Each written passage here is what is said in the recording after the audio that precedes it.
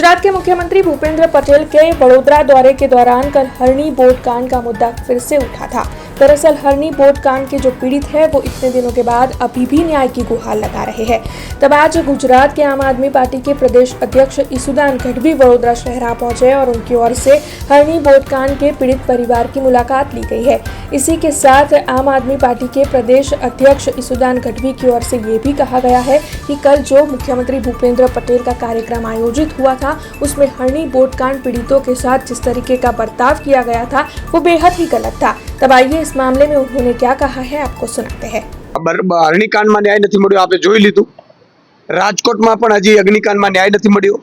मोरबीना bridge कांड में न्याय नहीं मळ्यो। भाजपना राज में न्याय मळतो नथी, हकीकत छे। उपरथी मुख्यमंत्री एवुं कीधुं के एजेंडा साथे आव्या छो, धमकाव्या। पोलीसे अमने 2-4 कलाक ने 5 कलाक सुधी आ बहनोने बेसाड़ी राख्या।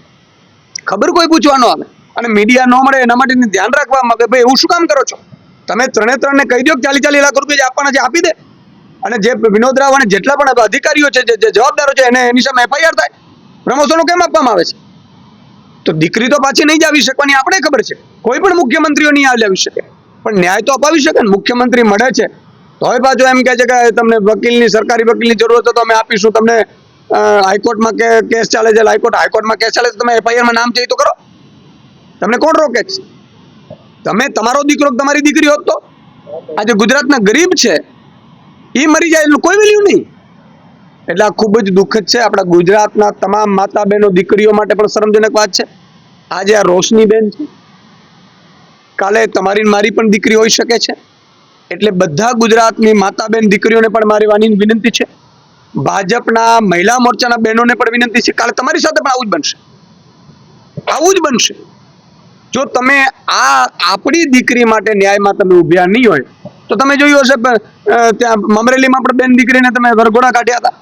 એટલે આ ભાજપ સરકારમાં માત્ર ઉદ્યોગપતિઓનો ચાલે છે, માત્ર કેટલાક ભાજપના ઉચ્ચ નેતાઓનો ચાલે છે, બાકી પ્રજાનું કોઈ જ નથી।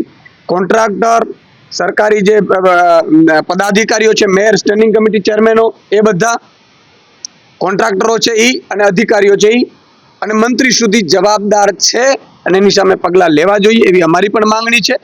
અને અમે જે પરિવાર છે એમની સાથે છીએ। हमसे जुड़े रहने के लिए हमारे YouTube चैनल को सब्सक्राइब करें और नई वीडियो की नोटिफिकेशन के लिए बेल आइकॉन को दबाएं।